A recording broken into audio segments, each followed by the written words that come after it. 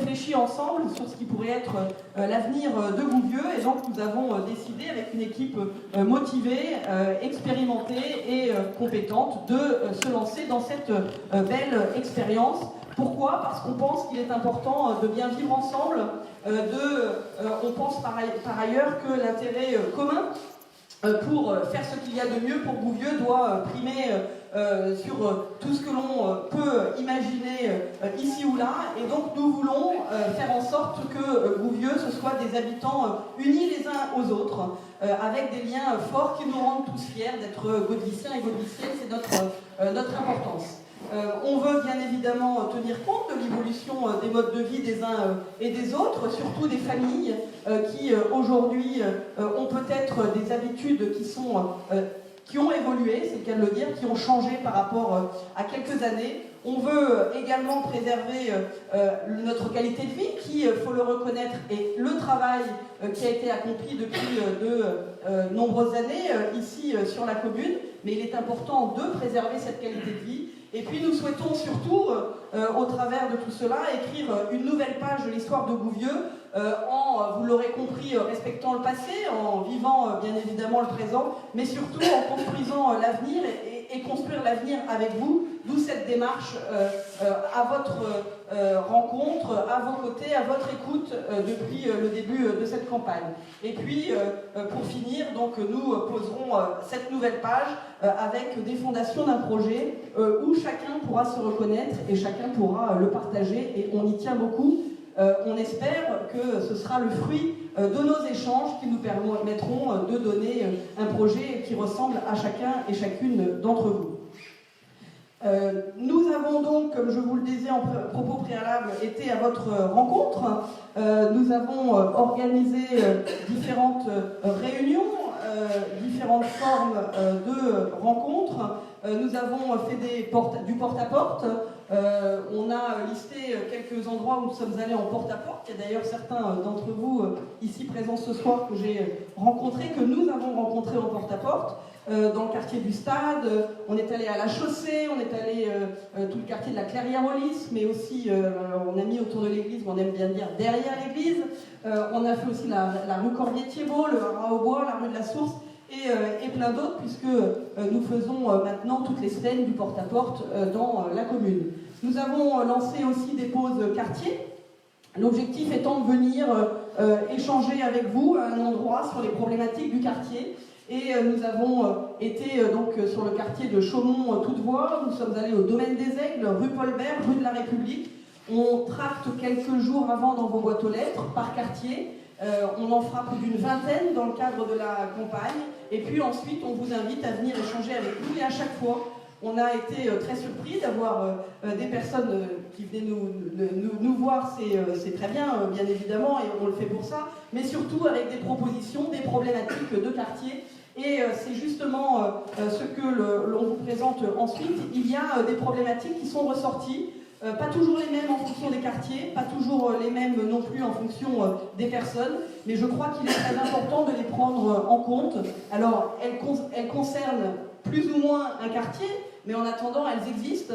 C'est-à-dire que quand on parle par exemple de propreté, c'était le quartier de la Chaussée, ça ne veut pas dire que toute la commune de Gouvieux, il y a un problème de propreté. Je vous redis juste les idées qui sont ressorties quartier par quartier, parce que je pense qu'il est aussi important de mettre en place un projet qui puisse répondre à tout le monde, et bien justement par rapport à son quotidien et donc par rapport à son quartier, d'où l'importance d'avoir cet échange au plus près des uns et des autres. Nous avons donc abordé des sujets de circulation et de sécurité routière, notamment de passage de poids lourds, principalement en centre-ville, avec des inquiétudes sur le nombre de passages de poids lourds et la vitesse excessive de ces poids lourds ou des voitures par ailleurs. Également au quartier de la Chaussée, des vitesses excessives, mais bien d'autres endroits. On a eu des inquiétudes dans le domaine de la sécurité, et notamment des biens et des personnes au travers de cambriolages. Il y a eu quelques cambriolages ces derniers temps qui font s'inquiéter des personnes quand vous avez votre véhicule qui est volé ou quand même vous êtes cambriolé. C'est vrai que vous avez beau dire qu'il n'y a pas beaucoup de cambriolages sur la commune, c'est déjà une fois de trop quand on est touché. C'est toujours compliqué, donc il est important de le prendre en considération. On a aussi eu des remontées en centre-ville, notamment d'incivilité, de vitesse de mobilette, de non-port de casque sur les mobilettes. Voilà, donc on nous a alertés là-dessus. On nous a beaucoup alerté sur les modes de garde des enfants, le fait d'avoir un mode de garde unique d'assistante maternelle, mais aussi sur le manque de cantine lorsque vous mettez votre enfant à l'école et notamment en maternelle. Il n'y a pas de cantine pour les enfants et ce sont des inquiétudes pour les jeunes parents qui doivent trouver des alternatives pour leurs enfants. La propreté, je vous en ai parlé. On nous a également parlé de voirie, de problématiques de passages piétons qui ne sont pas obligatoirement au bon endroit, ou de trottoirs qui, ici ou là, connaissent des trous qui durent et qui ne sont pas entretenus, ou en tout cas qui ne sont pas bouchés et qui incitent des inquiétudes de la part des habitants du quartier. Nous avons aussi parlé, ça a été l'objet de notre dernière réunion publique, ici d'ailleurs, de mobilité, une problématique de transport, notamment vers la gare. Nous avions une personne qui était ici, qui nous faisait part de ses difficultés à se rendre à la gare en dehors des horaires de train, mais il y a aussi une volonté de transport, d'intégrer des transports doux, en fonction notamment des pistes cyclables vers la gare ou d'autres modes. On a aussi des personnes qui nous ont demandé, par exemple, d'imaginer une rue entièrement piétonne pour pouvoir permettre du roller, des promenades en famille tranquille. Pourquoi pas imaginer cela. On a en centre-ville aussi eu des alertes sur la récupération des eaux de pluie, notamment en cas de forte pluie. Vous savez que nous sommes dans un creux à Gouvieux, et donc il y a quelques années, ça remonte, puisqu'on n'a pas encore récemment eu des pluies décennales, je cherchais les termes décennales, mais il y a des inquiétudes au cas où, on le voit dans le sud de la France, on se dit que ça pourrait nous arriver, et donc il faut le prendre en compte. Et donc tous ces sujets nous permettent de réfléchir sur de nombreux différents sujets qui sont votre quotidien, qui sont vos demandes et qui nous renforcent dans notre conviction que d'aller à votre écoute, de vous écouter et de faire... Alors il y a déjà beaucoup de choses qui ont été faites ou qui sont faites, hein. Je ne dis pas qu'on veut tout réinventer, bien évidemment, mais en tout cas il est important de pouvoir, en vous écoutant, en écoutant les habitants, les prioriser et les organiser. Nous le faisons aussi au travers de présence de terrain, notamment en allant sur le marché ou en allant sur les manifestations, pas obligatoirement toujours avec notre bannière Gouvieux avec vous, mais en tout cas en essayant de rencontrer un maximum de gens.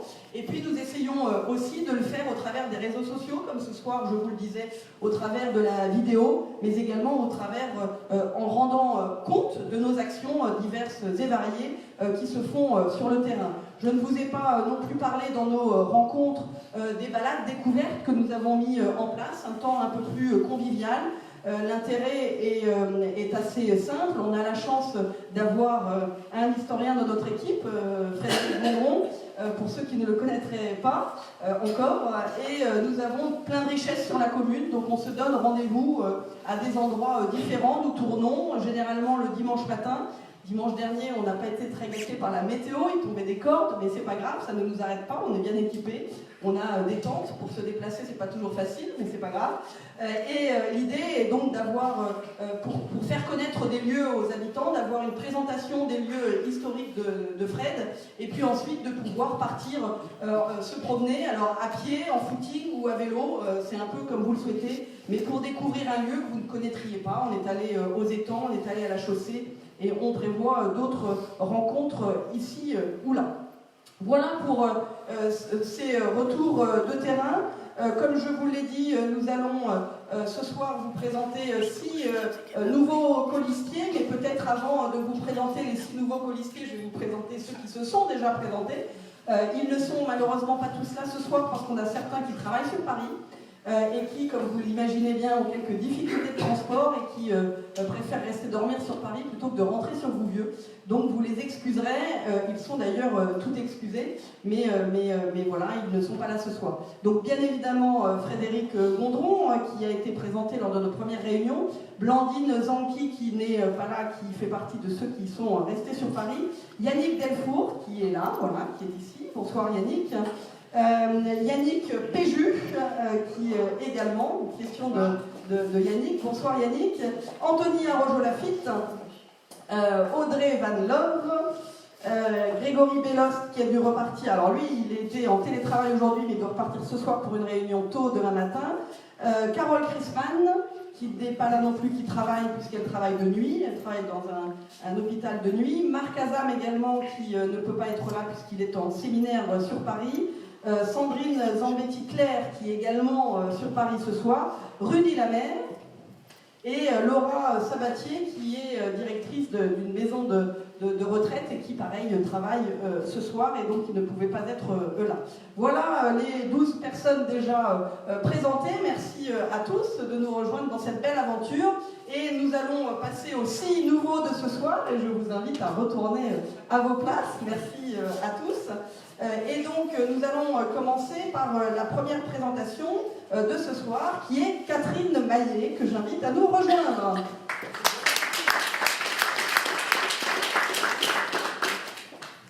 Bonsoir. Oui, c'est déjà tout écrit, mais donc je suis Catherine Maillet, j'ai 61 ans. Je suis désolée, c'est une erreur de Là, ça va pas le faire. Donc, j'ai 3 enfants et 2 petits-fils. J'habite en centre-ville. Donc, je suis pharmacienne de formation et actuellement je travaille dans une société de conseil. Voilà, j'ai fait 3 mandats dans l'équipe sortante, dont 2 mandats en tant qu'adjointe. Ce mandat-là actuel, je suis à l'urbanisme. Et donc j'ai eu l'occasion pendant 2 mandats de travailler avec Manuel et avec Fred. Et j'ai apprécié leur motivation, leur engagement. Voilà. Je crois qu'ils vont savoir s'entourer d'une équipe jeune, motivée, et que ça sera parfait pour vous. Donc j'adhère complètement à cette aventure, comme tu dis si bien. Merci Catherine. Catherine a une particularité, et donc je vous le dis quand même, il s'avère que nous avons un lien de parenté, puisque Catherine est ma sœur, donc on ne vous le cache pas. C'est pour ça que les questions d'âge sont compliquées. Je m'étais présentée la première fois à 40 ans, alors que j'en ai 49, je vous le redis, j'ai bien 49 ans. Catherine, elle, à l'inverse, a bien 61 ans, et nous avons affiché 63 ans, donc nous avons un problème d'âge. Nous avons effectivement la même maman et pas le même papa. Donc nous sommes demi-sœurs depuis très longtemps. Ça ne se sait pas, puisqu'avec nos noms de femmes mariées, mais en toute transparence, parce que c'est cela aussi, lorsque l'on se lance dans une aventure comme celle-là, nous devons vous le dire, et donc vous dire que voilà, on se chamaille comme 2 vraies sœurs. Voilà.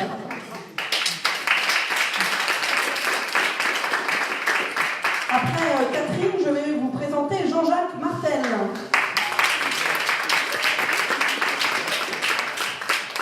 Bonsoir, donc comme tout le monde s'est écrit, donc Jean-Jacques Martel, 52 ans, marié à une godvicienne, présente dans la salle, 2 enfants de 15 et 17 ans. Donc j'ai travaillé dans beaucoup d'endroits en hôtellerie-restauration, et depuis 10 ans je suis gouvernant à l'EHPAD de Précy-sur-Oise. Et de fait de ne pas travailler très loin, ça m'a permis de m'occuper de l'association des parents d'élèves du collège de Rouvieux. Je me suis occupé pendant 6 ans, j'ai été pendant 4 ans président. Et je continue d'ailleurs au lycée, en tant que représentant des parents d'élèves et administrateur également.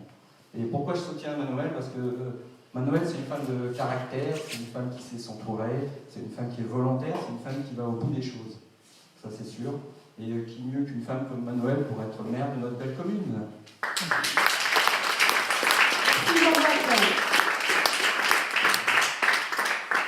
Après Jean-Jacques, nous allons vous présenter Dominique Petit.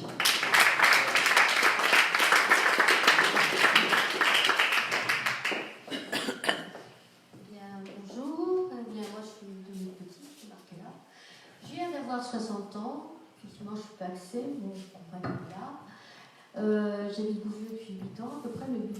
que moi, et 2 enfants. J'habite effectivement à la limite du Lys, puisque le Lys, une grande partie sur la Morlaix, mais un petit peu sur Bouvier.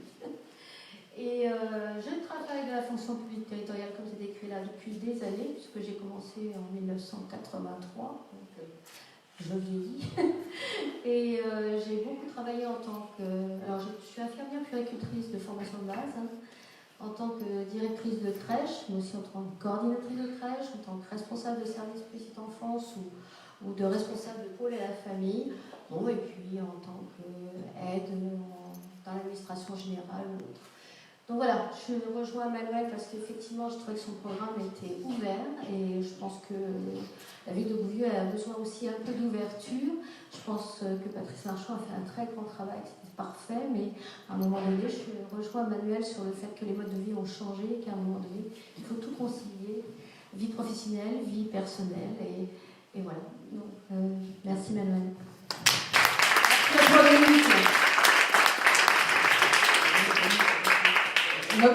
Viens avec nous, voilà, juste, t'inquiète pas, tu ne feras pas toute la soirée là, mais une partie, voilà. Notre prochain candidat que nous souhaitons vous présenter ce soir, Olivier Delray.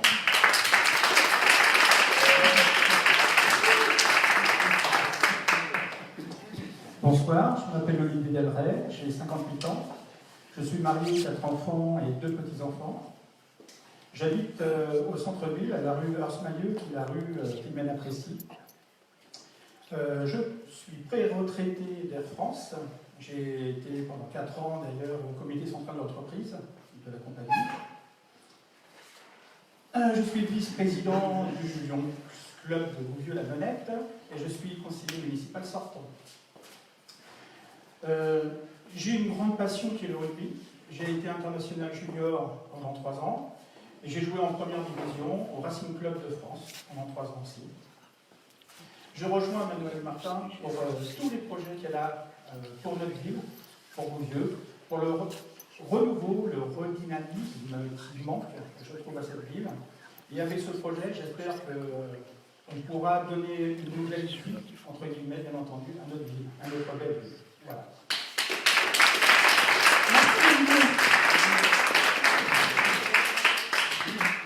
La 5e candidate que nous vous présentons ce soir, c'est Françoise Lachèvrie.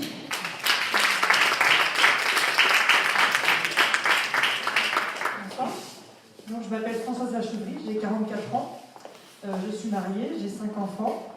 Je suis chef d'entreprise familiale. Et oui, il faut gérer. J'ai 5 têtes blondes à bien gérer, donc voilà. Je suis membre de l'APEC de Bouvieux, c'est l'association des parents d'élèves de l'école libre, de l'école Sainte-Geneviève à Bouvieux. Voilà, merci. Je suis membre également aussi donc, des parents d'élèves de l'école. Je pratique la marche sportive et je prends des cours de théâtre. Et je suis très heureuse de rejoindre toute l'équipe et surtout Manuel dans cette aventure. Car Bouvieux, c'est une ville où il fait bon vivre, et surtout, Manuel, c'est une femme entreprenante, dynamique, et qui a des valeurs familiales qui sont très importantes pour moi. Donc voilà pourquoi je suis très heureuse de faire partie de cette aventure. Merci Françoise. Et pour finir ce soir la présentation de nos 6 colistiers, j'invite Michel Bergandi.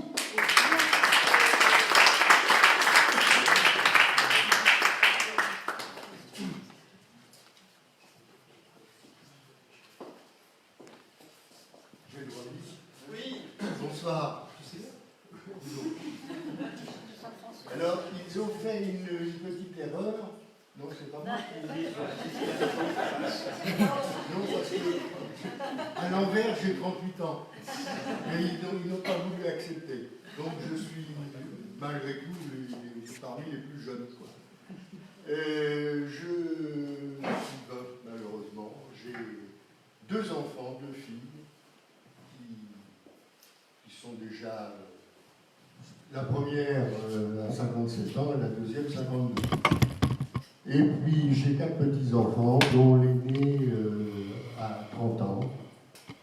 et le plus petit a 19 ans. Donc, voilà. Qui je suis très vite. Je suis retraité, bien sûr. Malgré mes 38 ans, je suis retraité. J'étais directeur logistique. Actuellement, je suis président du SICTOM. Le SICTOM qui est un syndicat intercommunal pour la collecte et le traitement des eaux usées de la vallée de la Nonette. Ceci depuis 11 ans. Le SICTOM comprend également la station d'épuration située rue de la Tannerie à Gouvieux. Cette petite station d'épuration, qui est l'une des plus belles de l'Oise, a coûté 16 millions. Elle traite les eaux usées de 25 000 habitants pour un volume moyen de 1 350 000 m3 par an. Nous n'avons jamais rejeté une seule goutte d'eau dans la Nonette qui ne soit pas traitée, malgré les fortes pluies à certains moments. Ce syndicat comprend 5 communes: Apremont, Avilly-Saint-Léonard, Chantilly, Gouvieux et Villers-Saint-Firmin. Mano est pour moi une amie qui a de grandes compétences et qui est d'une très grande intégrité. Et ceci est très très important. Nous collaborons ensemble au niveau communal depuis qu'il est arrivé au conseil municipal, il y a 11 ans, je crois. C'est direct et indirect, mais ceci depuis le début. Aussi, lorsque nous avons parlé de son engagement pour 2020, je lui ai demandé si je pouvais être à ses côtés pour les 6 années à venir. Sa réponse a été positive. C'est donc avec un très grand plaisir que je vais vivre avec elle et son équipe, donc la grosse partie est déjà là, cette belle aventure. Merci. Merci beaucoup, Michel. Merci à tous les 6 donc, pour votre présentation ce soir. Bienvenue à nos côtés. Et puis, le plus dur reste à venir, c'est de garder le cap jusqu'au 15 mars. Merci à tous.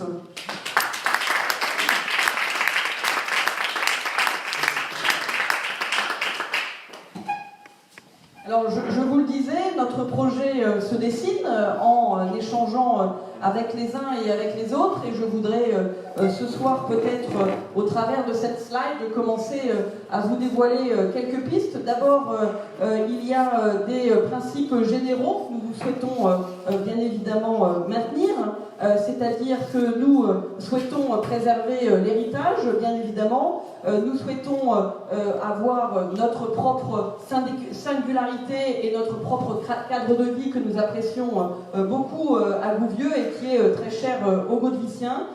Nous souhaitons aussi moderniser et améliorer ce qui peut l'être. On a la chance dorénavant d'avoir des outils, je l'ai dit à plusieurs reprises, de manière très moderne, et il faut les utiliser. Et enfin, bien évidemment, de la proximité en répondant aux attentes des nouveaux, mais aussi des anciens gaudeviciens sur la commune. Nous souhaitons nous engager sur plusieurs points. Le premier, c'est que lors du mandat des 6 années qui vont s'écouler, il n'y aura pas d'augmentation d'impôts, je l'ai déjà dit, je le redis. Comme il n'y aura pas non plus de la construction massive de logements sociaux, puisque bien souvent j'entends ici ou là que l'on me dit que j'avais déjà choisi les terrains sur lesquels j'allais construire les logements sociaux et les logements sociaux qui verraient le jour. C'est entièrement faux, et je le dis toujours autant de manière aussi nette que je l'ai pu le dire auparavant. Si vous avez des questions, bien évidemment, j'y répondrai. Et puis je m'engage par ailleurs, nous nous engageons à être élus sur la durée du mandat qui nous permet d'être des élus de terrain et qui nous permettront bien évidemment de développer ce que je vais vous dire par la suite. Donc on voudrait répondre à votre demande, à vos demandes, au travers de plusieurs points. Nous en avons listé 6 ce soir. Le premier avec une amélioration de l'offre périscolaire au travers de la cantine et du mode de garde des enfants que nous souhaitons faire évoluer. Alors c'est toujours pareil, l'idée n'est pas de chambouler ce qui existe et de faire table rase de ce qui existe. C'est vraiment d'entendre les problématiques des familles, d'entendre les problématiques des familles qui ont des enfants scolarisés et de pouvoir y répondre le mieux possible parce que la collectivité, le service public, il est bien de se tourner vers les habitants et de répondre à leurs attentes. Le deuxième point que nous souhaitons mettre en avant, c'est tisser un vrai lien avec les écoles et les parents d'élèves, mais permettre aussi de redonner une forme de revitalisation, c'est-à-dire de pouvoir écouter ce qu'il se passe dans les écoles et d'être aux côtés des projets éducatifs qui, bien évidemment, sont à destination des enfants de notre commune.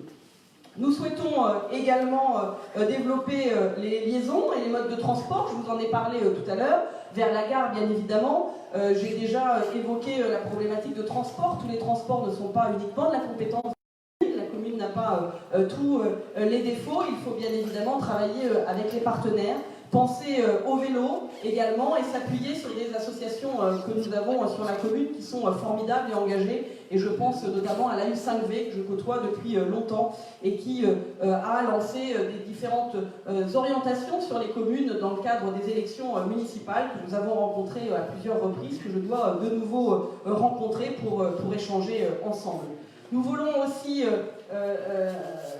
on a parlé de stimulation, mais en tout cas de faire en sorte que la vie associative sur notre commune, qu'elle soit culturelle, sportive, et puis il y a d'autres associations dans d'autres domaines, faire en sorte que on puisse aider au recrutement des bénévoles, faire en sorte que la vie associative se passe, que se passe bien, que les associations se parlent, ce qui n'est pas toujours le cas non plus, et donc de créer du lien entre les uns et les autres au travers des différentes associations de la commune qui sont nombreuses, qui sont dynamiques.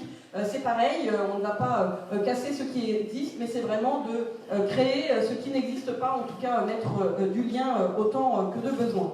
Nous comptons aussi tenir compte de l'avenir de nos enfants en s'engageant dans des démarches durables, notamment au travers de suivi peut-être d'indicateurs qui touchent la commune, un travail aussi, et j'en avais déjà parlé, échangé avec certains d'entre vous, un travail sur la biodiversité, sur la commune, s'appuyer bien évidemment sur le parc naturel régional Oise Pays de France qui est un des acteurs de notre territoire, mais nous avons aussi des associations locales qui sont très impliquées. Je pense à Nonette Nature, je pense aussi aux vignerons de Rouvieux qui ont un projet, qui veulent se tourner vers les écoles, vers les jeunes, faire en sorte qu'il y ait du lien entre une association qui fabrique du vin champagnisé sur la commune et que les jeunes puissent découvrir les démarches qui existent.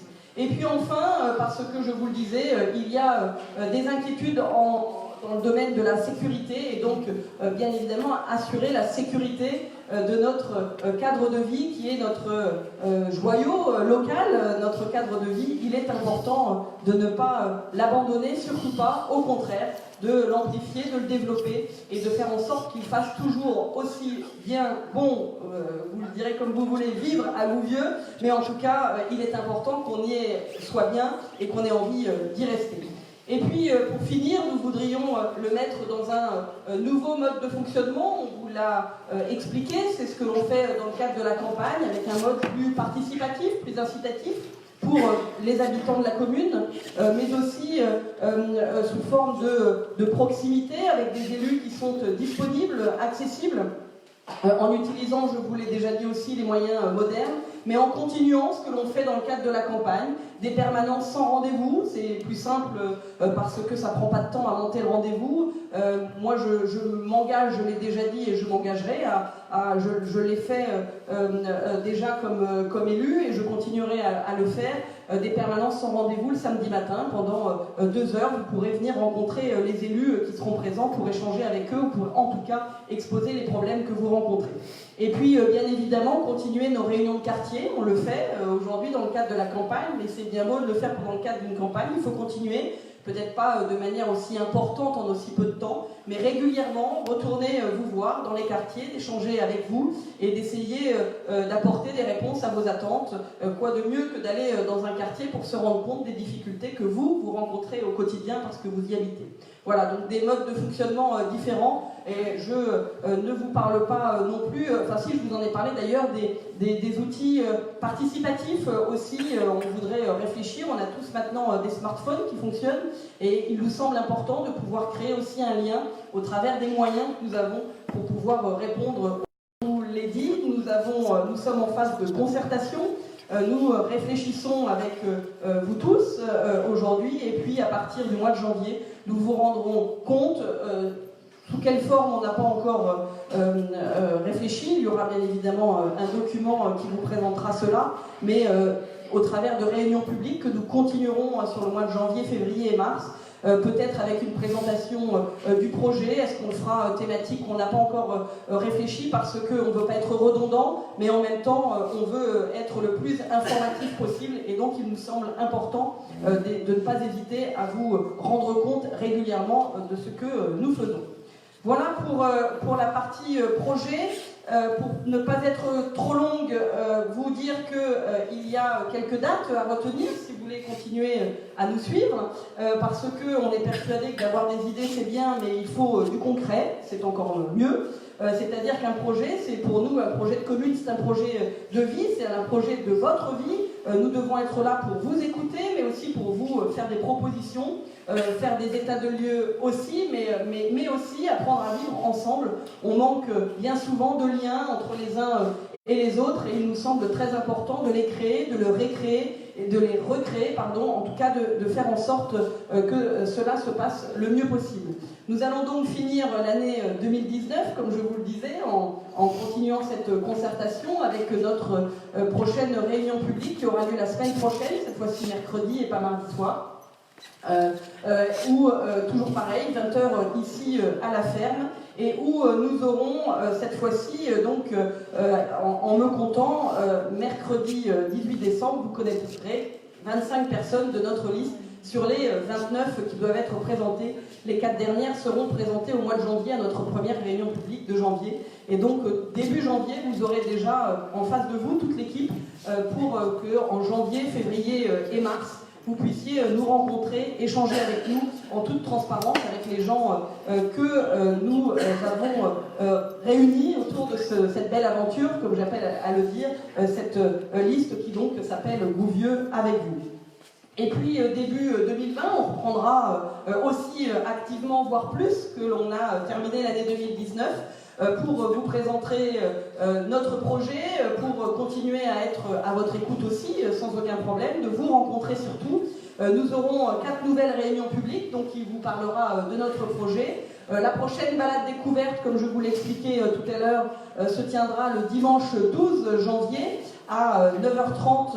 Le lieu n'a pas encore été arrêté. On continuera bien évidemment le porte-à-porte, on l'amplifiera même, et puis on continuera aussi nos pauses quartiers qu'on amplifiera aussi pour aller dans tous les quartiers de la commune. Et puis pour finir, notre campagne, ça doit être aussi la vôtre. Nous avons une boîte à idées qui est à l'entrée, qui nous suit partout. Elle est là pour recueillir vos idées, les plus folles comme les plus incroyables, comme les plus sérieuses. Nous sommes là vraiment pour attendre, enfin en tout cas écouter ce que vous attendez pour la commune. Et puis pour finir, parce qu'une campagne, il faut toujours en parler, ne se finance pas toute seule. Vous avez la possibilité d'adhérer à notre association, Gouvieux avec vous, qui est une association qui existe donc, comme je vous le disais, depuis plus d'1 an, mais qui, j'espère, perdurera après l'élection, elle sera notre boussole, elle saura nous dire mais pendant la campagne vous avez dit cela, mais en fait vous faites autre chose. Et donc il est important d'avoir un cadre et d'avoir une association qui peut nous permettre de continuer la réflexion, mais aussi de nous faire garder le cap. Et puis vous pouvez par ailleurs, il y a des documents qui vous attendent à l'entrée, participer financièrement à cette campagne municipale qui reste un budget qui nous permet non pas d'organiser des réunions publiques parce que les réunions publiques n'ont pas, les salles sont mises à disposition par la mairie, donc n'ont pas un coût, mais d'imprimer les documents comme vous pouvez le voir, ou d'imprimer des roll-up comme ici. Nous avons également sur les réseaux sociaux régulièrement des interrogations que l'on envoie pour essayer de toucher un maximum de monde avec un lieu, une idée. On en a fait une douzaine, je crois, depuis le début de la campagne. Toutes les semaines, le samedi, on essaye de vous inciter à nous parler, sur un lieu pour que l'on puisse avoir des nouvelles idées. Alors, on n'est pas non plus à la recherche d'idées coûte que coûte. Ne croyez pas que l'on est en manque d'idées. Bien au contraire, on a la chance d'avoir un contact, des échanges très nombreux. Très différents d'ailleurs, très différents dans les pauses quartiers, dans les porte-à-porte c'est encore autre chose, il faut apprendre à refuser de boire des verres parce que c'est très important, on est très régulièrement sollicité pour un café, un verre, alors quand on y est vers 18h, je ne vous parle pas, l'apéritif, on pourrait y passer la soirée, donc on apprend aussi à dire non, c'est pour vous montrer qu'on sait aussi dire non, mais en tout cas c'est toujours un accueil très chaleureux, et on est ravis de le faire dans ce cadre-là.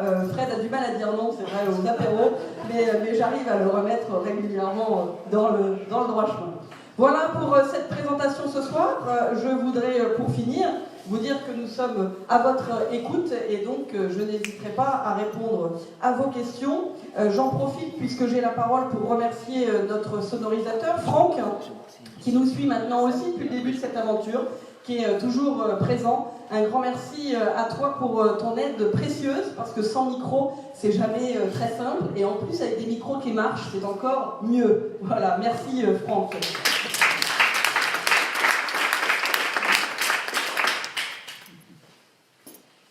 Des questions?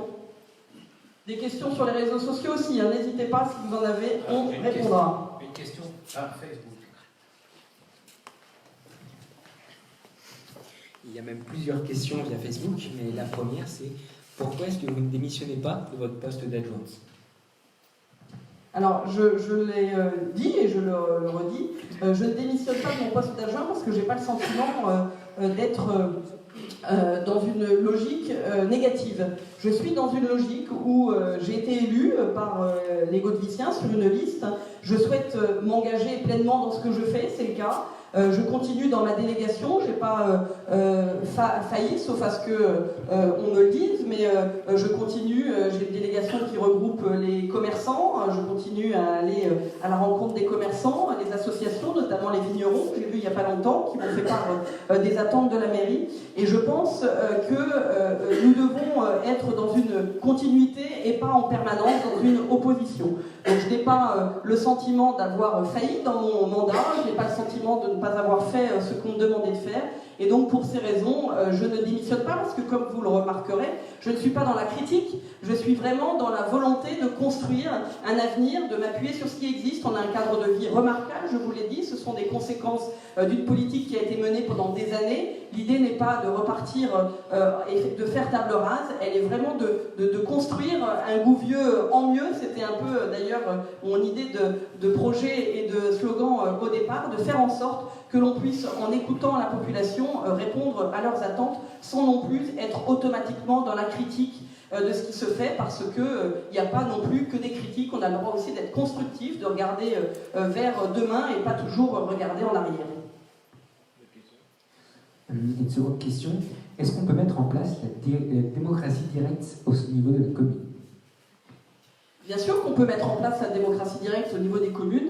Il y a différentes tailles de communes qui l'ont fait, et j'y crois beaucoup, des grandes, des petites, et il est important, enfin la vie municipale, c'est vraiment les habitants de la commune qui participent dans leur quotidien, et il me semble important de le mettre. Si nous devons demain interroger la population sur un sujet qui est très engageant pour la commune, au travers, pourquoi pas, d'un référendum local. Pourquoi pas, je suis vraiment dans une logique tournée vers la population. On a le droit de faire des propositions, on a le droit d'avoir des habitants qui n'adhèrent pas à nos propositions. Bon, c'est le but de l'élection, c'est-à-dire que si on vote pour vous, a priori, c'est que les habitants y adhèrent, mais ça peut être aussi sur un projet très précis, très emblématique, et qui permettrait, dans ce cas, d'interroger la population. Alors après, il y a plein d'autres modes qui existent de vie, on va dire, démocratique, participative. Je vous parlais des outils Internet, je vous parlais aussi de la possibilité, ben voilà, il existe un trou dans une voie, vous envoyez une photo avec votre téléphone quand vous avez la possibilité, c'est du participatif, ce sont les habitants qui alertent la municipalité de ce qu'il se passe. Et puis on a aussi d'autres possibilités en mettant en place un conseil municipal des jeunes qui pourrait faire des propositions à destination des jeunes et qui nous permettrait de sensibiliser le mieux possible les jeunes à cette vie démocratique. Et puis à l'inverse aussi un conseil des sages qui nous permet aussi de pouvoir notamment avoir des personnes avec de l'expérience qui peuvent nous orienter ou nous dire quand ça va, mais aussi surtout, c'est là le plus important, quand ça ne va pas. Donc la vie municipale est très démocratique et participative de manière pluri-projet ou en tout cas pluri-action. Et je pense qu'il est très important d'en tenir compte. Il y a une dernière question. Un internaute souhaitait savoir si vous comptez prendre l'engagement, si vous êtes élu, d'éteindre toutes les lumières dans la commune la nuit. On m'a déjà posé la question, c'est un sujet sur lequel je ne m'étais pas penchée. J'en ai discuté avec le maire de Colla-Forêt, qui l'a mis en place, François Déhé à Colla-Forêt. Il y avait eu...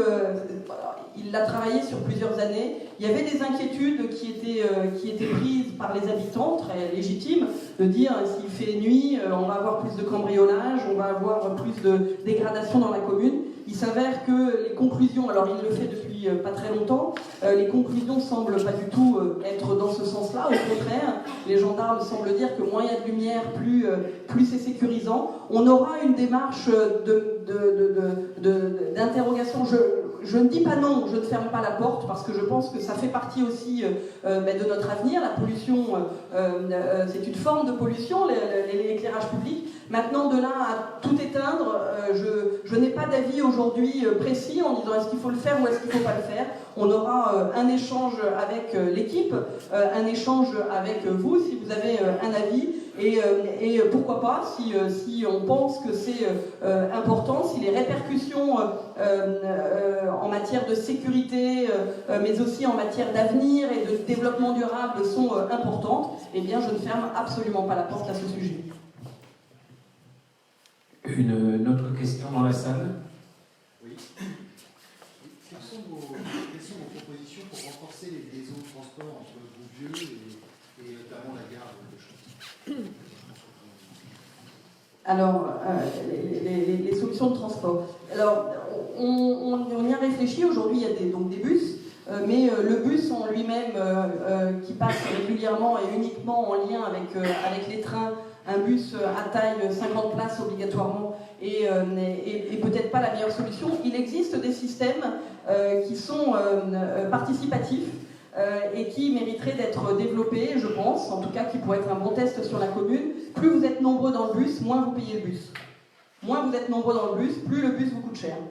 Ça pourrait être un mode de système qui permettrait d'inciter les gens, parce que si vous mettez un bus et que le bus soit vide, il a un coût, il y a un engagement, donc ça pourrait être une forme.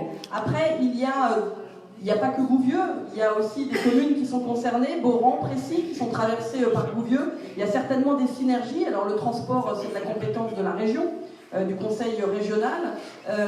Il est important de le concilier avec les voisins. Ça se fait sur un territoire, ça ne se fait pas uniquement sur une commune.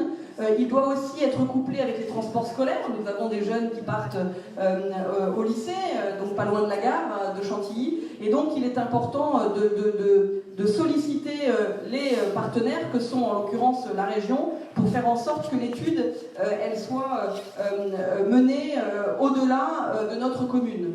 Il y a un pôle d'échange multimodal qui est en train de d'être étudié par Chantilly autour de la gare pour faire en sorte d'organiser le transport à la gare, que les piétons ne croisent pas les bus, ne croisent pas les vélos et encore moins les voitures, que les personnes qui sont déposées à la gare puissent avoir des déposes rapides. L'idée, c'est qu'il y en ait une dépose rapide d'un côté de Chantilly, mais aussi côté Gouvieux, pour que nous, habitants de Gouvieux, ne soyons pas obligés d'aller de l'autre côté de la gare pour le faire. Bien évidemment, des endroits à vélo, nombreux, sécurisés. C'est pas le cas aujourd'hui. Quand vous laissez votre vélo à la gare, bien souvent, ils sont malheureusement volés. Donc il y a vraiment matière dans le domaine du transport. La Morlaix a lancé une petite navette à destination de la gare d'Ory-la-Ville-Coix pour les habitants de la Morlaix. Un petit format de navette. Ce sera intéressant aussi d'avoir le retour de la Morlaix pour voir quels sont les avantages et les inconvénients de cette navette. Après, il y a aussi une autre problématique qui déborde, mais qui est le stationnement à la gare, qui devient de plus en plus pour les habitants une problématique, qui le sera encore plus puisque à horizon prochain, on aura le Roissy-Picardie qui va passer par la gare de Chantilly-Gouvieux, qui s'arrêtera à la gare de Chantilly-Gouvieux pour ce qui est des TER qui iront sur Roissy. On sera à 16 minutes de Roissy, donc tous les habitants du secteur qui travaillent sur Roissy auront un intérêt à prendre cette navette, enfin ce TER qui va jusqu'à Roissy, avec une amplitude horaire aujourd'hui annoncée 6h, 23h, mais en train d'évoluer entre 5h, 24h pour tenir compte justement des prises de service du personnel à Roissy. Et puis il y aura la possibilité d'attraper un TGV à la gare de Creil, qui pourra nous emmener à Marseille, à Lyon. Il y a 4 destinations, si je ne dis pas de Strasbourg et Nantes, je crois. Ça, c'est pareil. Alors, on pourra aller le chercher en TER jusqu'à Creil. On pourra aller le chercher en TER jusqu'à Roissy, puis ensuite prendre d'autres trains qui desservent, d'autres TGV qui desservent le reste de la France. Et on aura une offre très forte qui va arriver en gare de Chantilly-Gouvieux, et donc il sera important de pouvoir le prendre en compte. Il y a un travail aujourd'hui qui est fait sur le stationnement autour de la gare, mais il y aura certainement aussi des nouveaux modes. Pourquoi pas mettre à l'achat une place de parking, par exemple, pour que les habitants de Gouvieux, alors ce sont des discussions qu'on doit avoir, soutiennent les parkings, mais il y a des nouveautés, on pourrait dire, qui pourraient permettre d'inciter peut-être différemment à se rendre à la gare.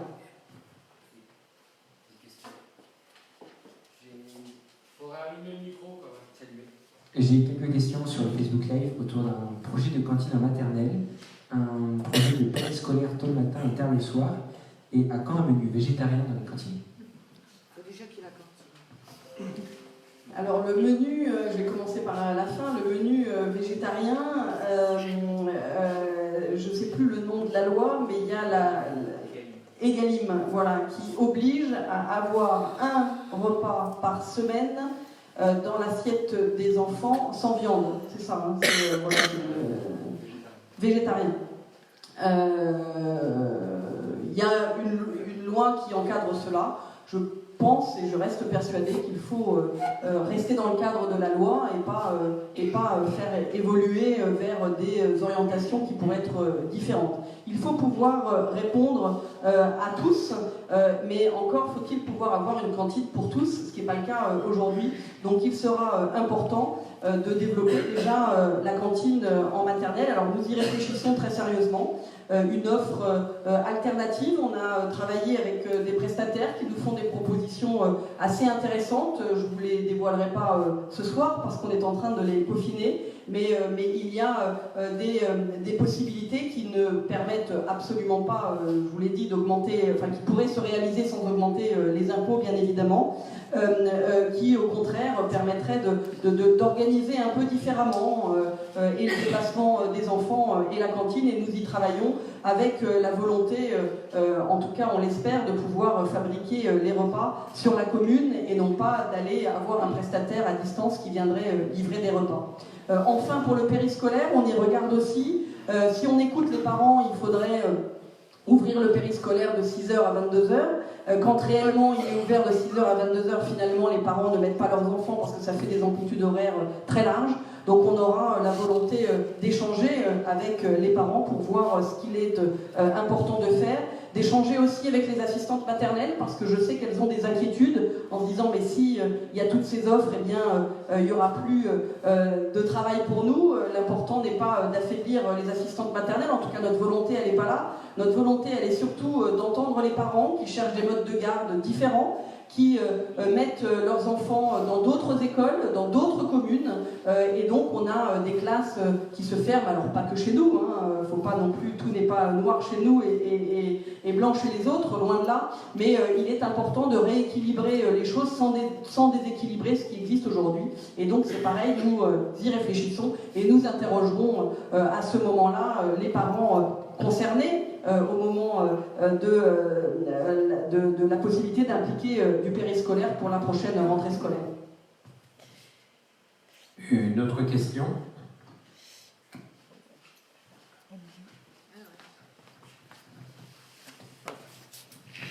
Oui, vous parlez du périscolaire, mais pour la petite enfance, le mode alternatif, ce serait quoi? Une crèche collective?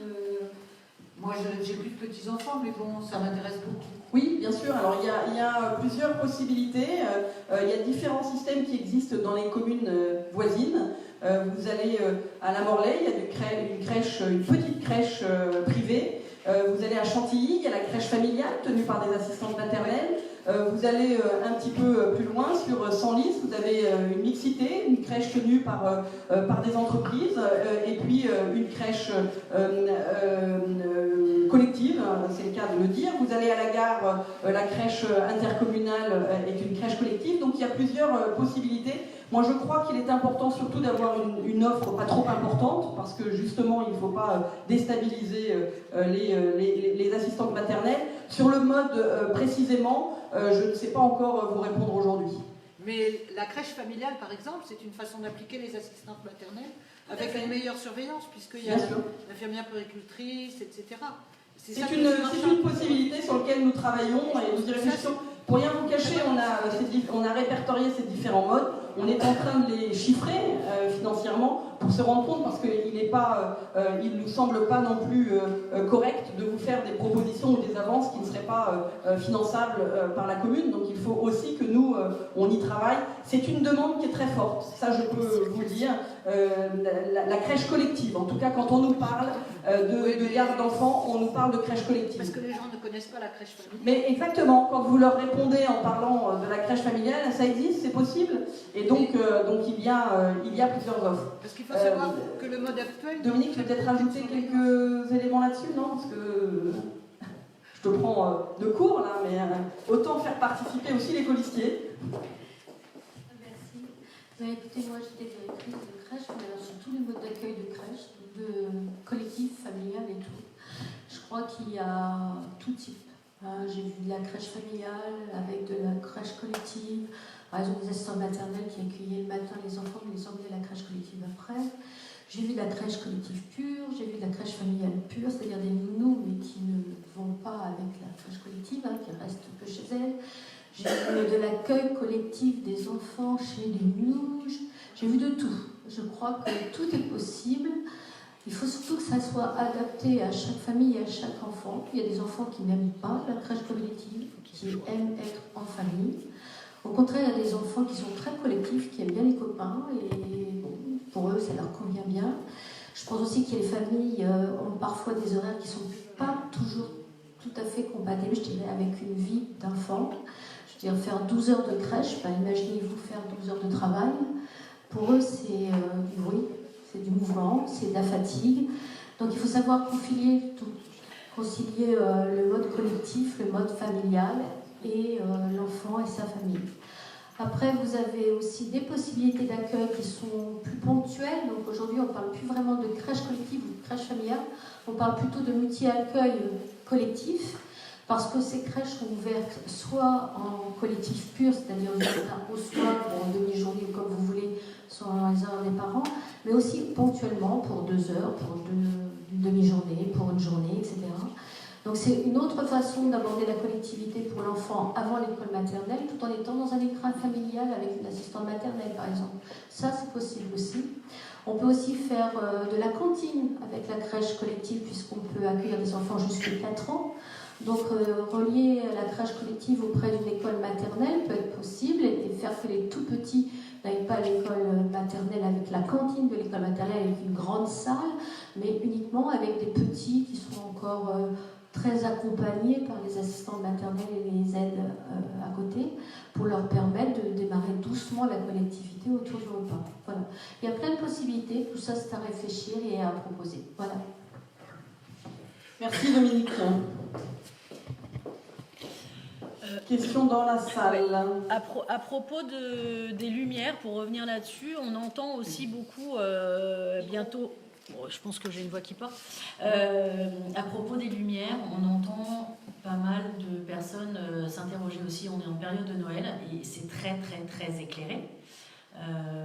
Donc voilà, quelle est la logique par rapport à ça, toujours au niveau écologie, etc.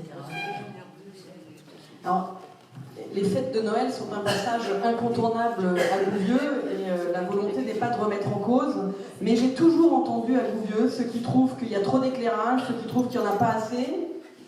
C'est plus rare, mais il n'y en a pas assez dans les quartiers, en disant mais finalement Noël c'est que pour les gens en centre-ville et c'est pas pour les quartiers. Et donc je crois que c'est un sujet sur lequel on n'arrivera jamais à trouver un accord. Voilà, les avis restent très partagés, même sur la quantité en centre-ville. Il y a ceux qui trouvent waouh, c'est super, c'est génial. Et puis il y a ceux qui disent ah, ça fait tellement longtemps qu'on voit ça comme ça, il faudrait le changer maintenant, voilà, il faudrait faire différemment. Donc moi je trouve que les fêtes de Noël ont trouvé leur place à Gouvieux. Il est hors de question de changer les fêtes de Noël. Et pour le moment, je dirais que l'éclairage des fêtes de Noël, s'il fallait le remettre en cause, c'est plutôt par rapport à un coût ou par rapport à du développement durable. Si on me démontre que c'est pas bon pour notre avenir, c'est plutôt à ce moment-là qu'on pourrait y réfléchir. Mais le remettre en cause n'est pas du tout aujourd'hui d'actualité. Une autre question ?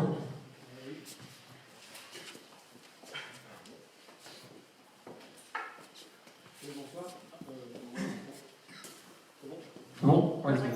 Oui, bonsoir. Je voulais savoir quelles étaient vos grandes lignes au niveau de la protection de l'environnement sur la commune et quels étaient en fait les principaux projets qui allaient diriger votre mandat.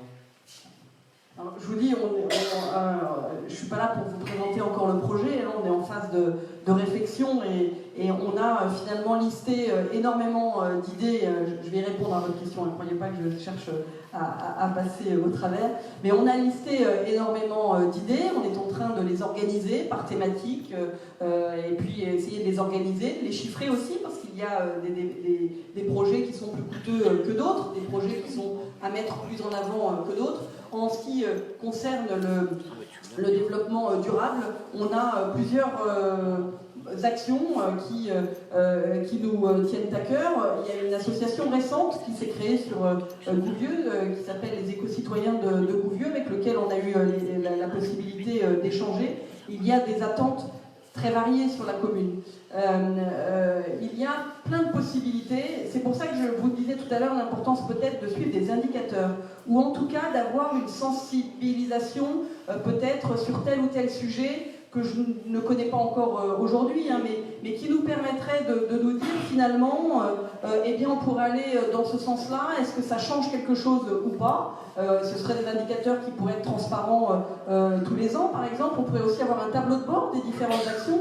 Alors quand je vous parle des différentes actions, ça peut être des actions du quotidien, comme on fait justement pour plus de collectifs, pour pas aller à tous en voiture à la gare, du ramassage de mégots qui aujourd'hui fait beaucoup parler sur les réseaux sociaux. Il y a énormément d'actions, ça peut être aussi dans le domaine des quartiers. Il y a eu une demande dans un petit lotissement d'avoir un jardin partagé, pourquoi pas. Moi j'ai pas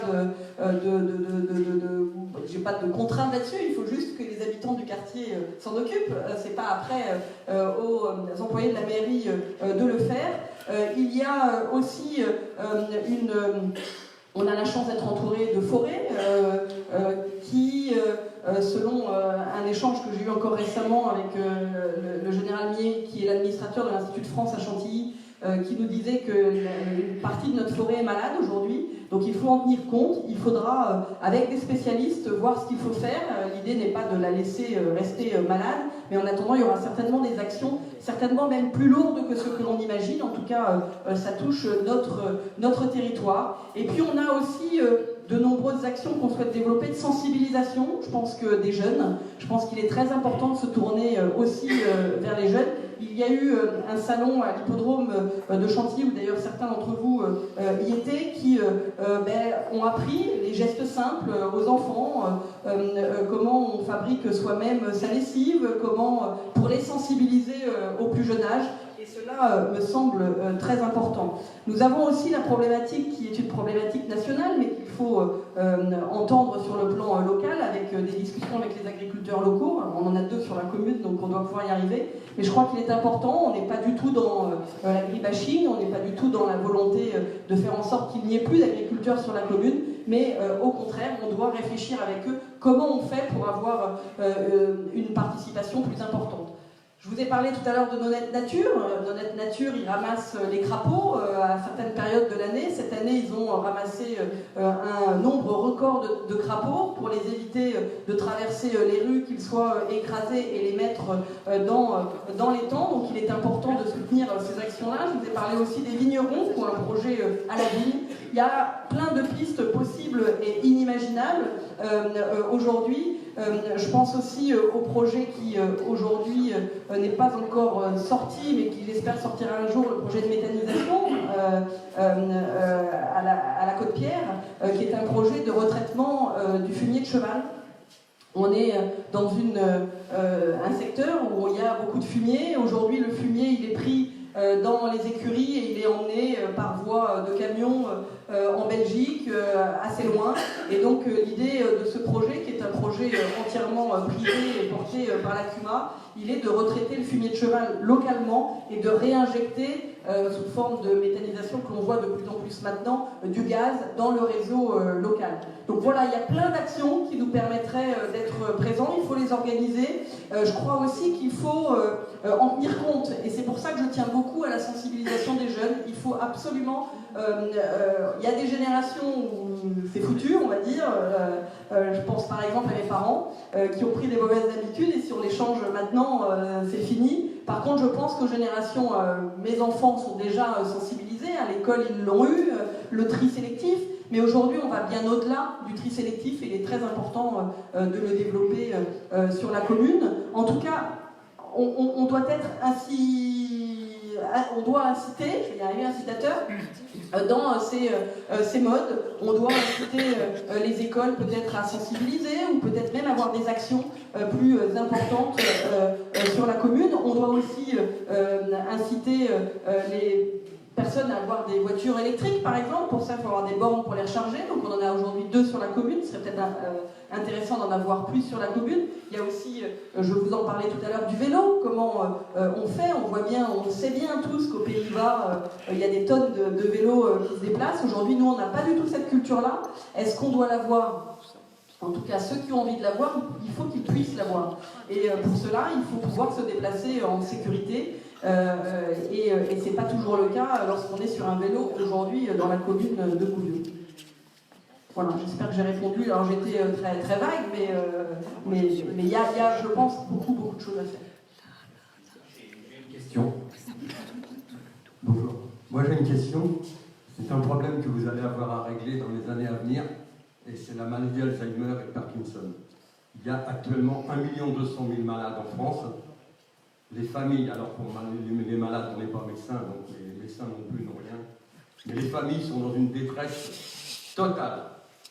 Et moi, je fais partie de France Alzheimer, donc j'ai vu le maire pour essayer qu'il m'aide pour avoir une salle, pour réunir justement ces familles, pour les conseiller, puisque je suis moi-même touché par mon épouse.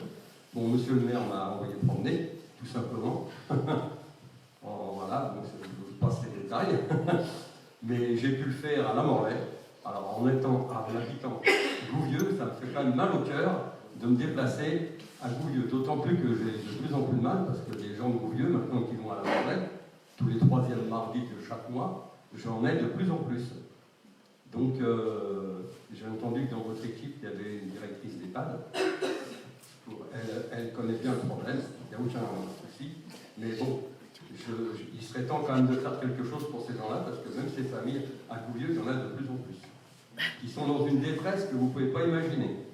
Oui, je l'entends bien, et j'ai eu la possibilité professionnellement de visiter une maison de retraite la semaine dernière, où il y avait une unité de personnes Alzheimer, 2 unités de 14 d'ailleurs, et j'avais absolument pas mesuré l'importance. Quand on n'est pas touché, on le mesure beaucoup moins. Donc je crois que vous avez entièrement raison, il faut sensibiliser, aider, et je crois que, je le disais à une dernière réunion pour une personne, le rôle des élus, c'est vraiment de faciliter, de vous aider dans vos démarches. C'est pas pour ça que ça va vous coûter, et ça va coûter des fortunes, c'est justement vous laisser organiser des réunions de sensibilisation, mais c'est aussi vous accompagner, vous orienter. Bien souvent, en mairie, on a des portes qui s'ouvrent plus facilement ici ou là. Il est important de pouvoir les ouvrir et de vous aider et de vous accompagner. Donc bien évidemment, alors je ne suis pas une spécialiste de la maladie d'Alzheimer, hein, mais je crois, voilà, il y a aussi les personnes âgées qui ne peuvent plus bouger de chez eux, comment on le prend en compte, comment on les aide, et c'est en allant sur le terrain, en les écoutant, en vous écoutant, que l'on arrive à répondre à vos attentes et essayer d'organiser cela au mieux. Donc je crois qu'il est très important. Alors en plus, on a la chance d'avoir des maisons de retraite sur la commune, donc peut-être des échanges aussi avec ces maisons de retraite pour voir ce qu'il est possible de mettre en place. Quoi de mieux que de parler avec des professionnels dans un domaine pour essayer de trouver des solutions dans un domaine. Mais France Alzheimer connaît toutes ses directrices, y compris à Fontaine-Médicis et tout, avec qui on a de très bons rapports. Donc d'où l'importance d'avoir un relais on connaît déjà, municipal. Et puis la Morlaix, il fait des choses magnifiques pour ces gens-là. J'aurais aimé que ça soit pareil à Gouvieux. Écoutez, je vous entends. Une autre question?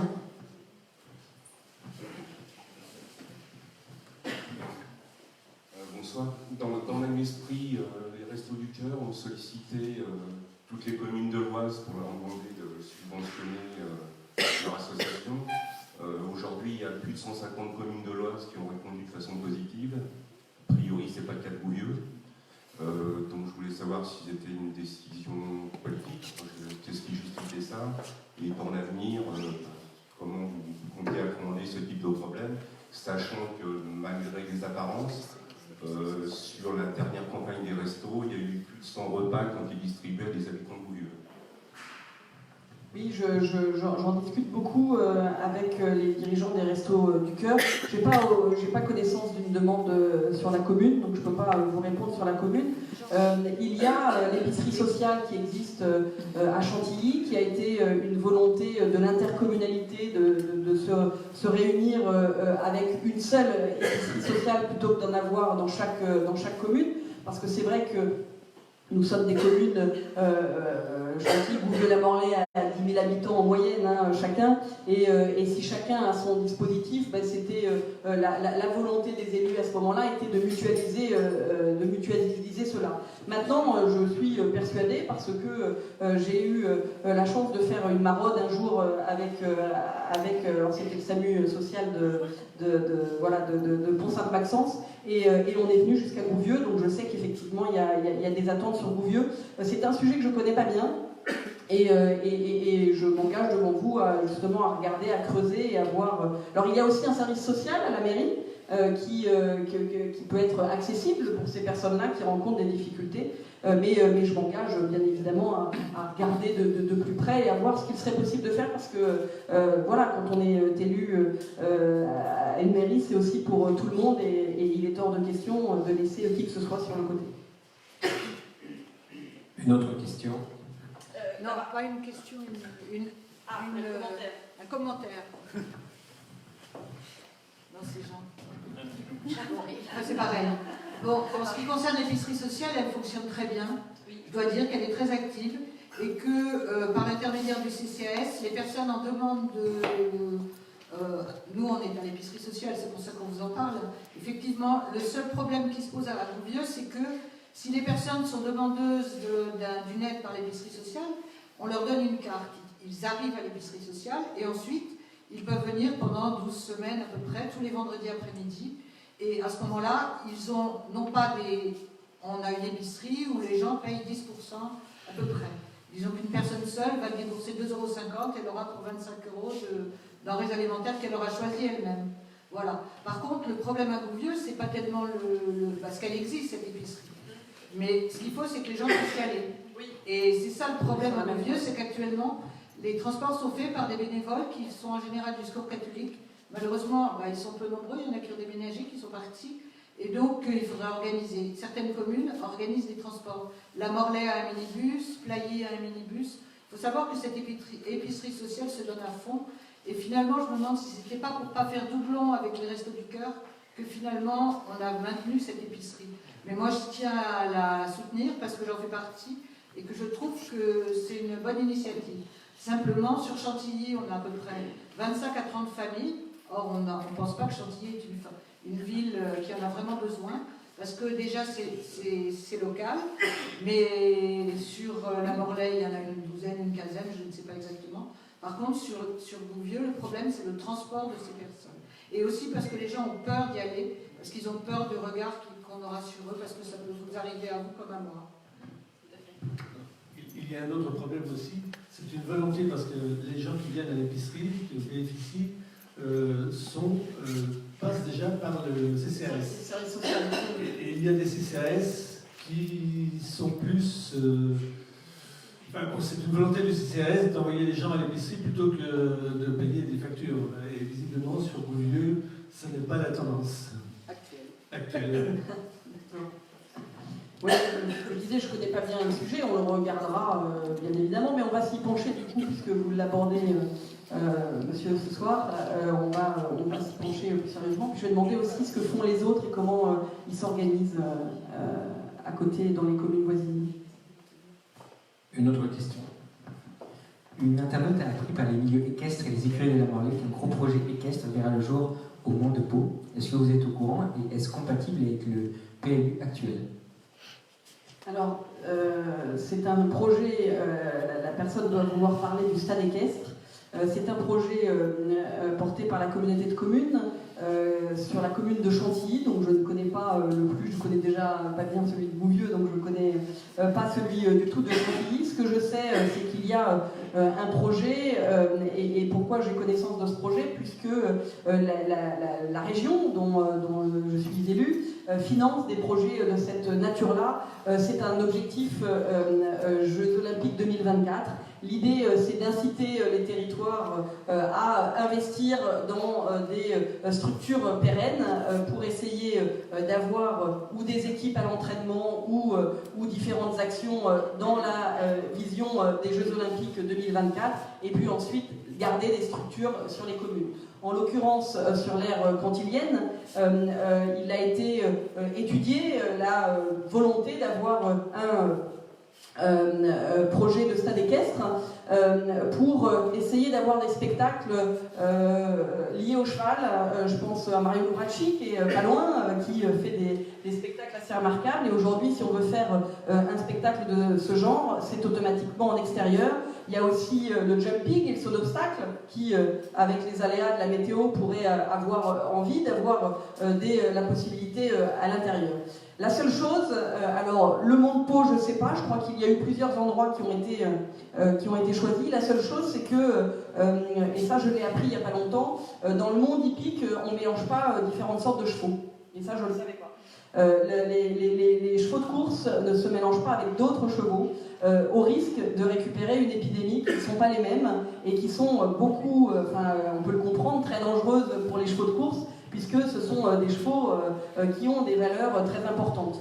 Et donc il y a une volonté de la part du monde local, du monde hippique, et j'ai pu encore ce midi, en déjeunant avec un entraîneur, partager justement sa vision, qui est de dire très bien, un stade équestre sur notre territoire, ce serait formidable, mais pas au milieu du centre d'entraînement, et donc le Mont de Pau en l'occurrence, c'est un peu trop proche du centre d'entraînement. Donc à Apremont, à côté du polo, pourquoi pas, à Quoi-la-Forêt, côté ou à la Chapelle en Serval, pourquoi pas, mais pas au milieu, entre Chantilly, Gouvieux et la Morlaix, trop proche du terrain d'entraînement. Donc il y a un projet, est-ce qu'il verra le jour? Il est porté par la communauté de communes, je ne sais pas vous dire, je ne suis pas conseillère communautaire, je n'y siège pas. Je sais qu'en tout cas, s'il y a un projet à l'échelle de notre territoire, je le porterai avec plaisir pour obtenir les financements au niveau de la région.